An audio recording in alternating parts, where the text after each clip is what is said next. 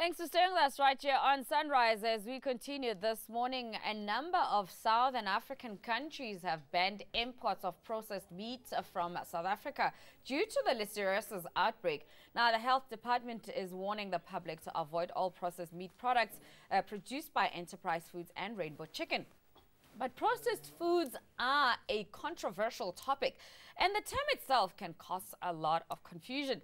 They're generally considered unhealthy. Dr. Marlon McKay is here to elaborate more on this and take your questions on the matter. You can give us a call on 011 447 1742 or 011 447 1620. Doc, thanks very much for joining us. Thank you, Penny. So the moment has come. We're dealing with processed foods, and a lot of them have been banned. But the big question is that let's just talk about them. Processed food, what are they and why are they not good for us? Okay, so the problem with processed foods is in a nutshell is that by definition it's a food that has been taken and altered in some way. So what you are actually eating is completely different from the original product. Mm-hmm. Okay, so if you think about it, in the old days our parents used to go into a shop, buy fresh meat, the meat was there, fresh chicken, fresh vegetables, came home and prepared it. Today in our Western society and with our fast-paced lives, we walk into a shop and we buy something in a packet, in a box, in a tin or a bottle that's been altered far from the original thing, and we take it home and it's a quick thing to prepare it, or we just open the bottle and we eat. That is processed. It has undergone some sort of alteration to the food, which renders it usually, and this is the problem, less nutritious and more harmful than the original product that we're supposed to be eating. Okay, so let's talk about the harm. What makes it harmful? So number one, a lot of these processed foods, now not all processed foods are bad, but most of them have added sugars. So that contributes to weight gain, obesity, type 2 diabetes. A lot of them had added fats, bad fats, which contribute to high cholesterol, which contributes to heart attacks and strokes.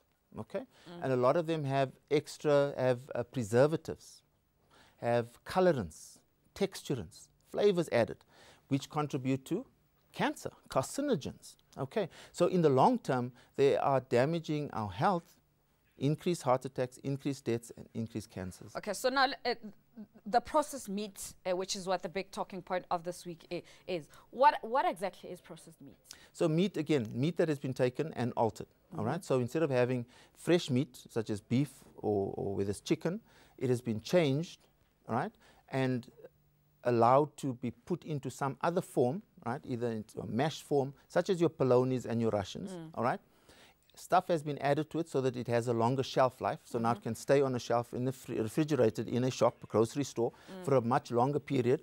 It's readily available to eat. Now, because it's been processed, made in a factory, okay, there's a risk of harmful substances coming in, and this is where listeriosis comes in. In the manufacturing, in the processes, this bacterial infection has been allowed to develop and causing harm to people. All right, so just purely because it's no longer fresh, has been fiddled with, has been altered, stuff has been added to it, and we're not eating what we should be eating. All right, so we're also taking your calls for you to be part of our conversation this morning on 011 447 1742 or 1620.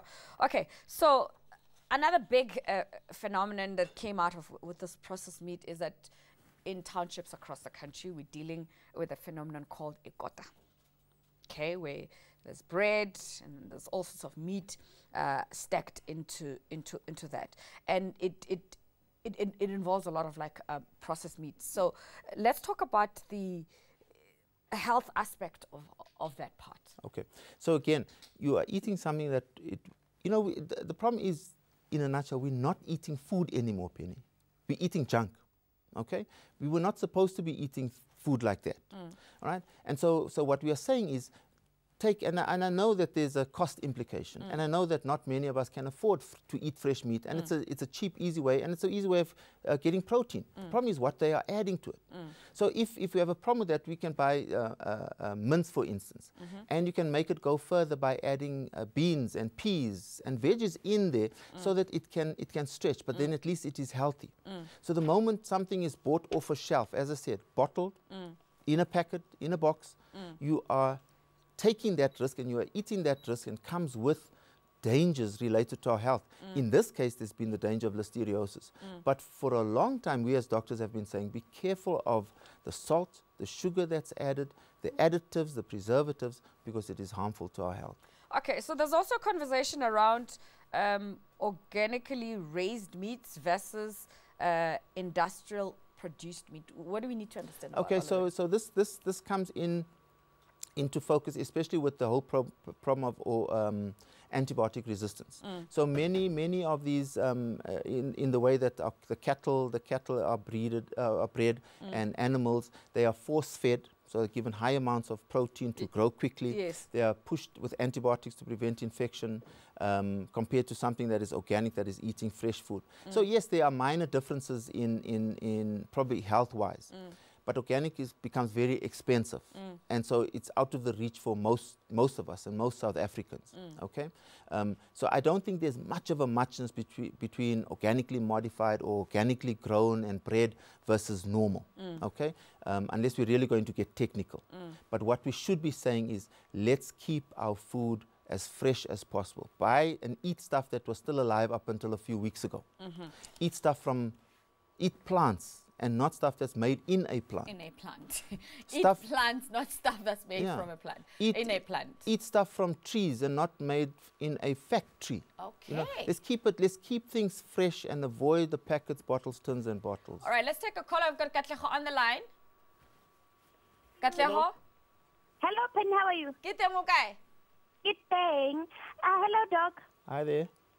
How are you? Good, thanks. Doc, there's something that I'd like to ask, like, has there been any case reported in any of the hospitals in South Africa? Because it seems like we the youth here, like in Facebook, we take it very lightly. They're saying that because we haven't heard of any person admitted in any hospital, therefore, why should I not eat the processed meat? So I understand they're talking about processed meat in general rather than just listeriosis.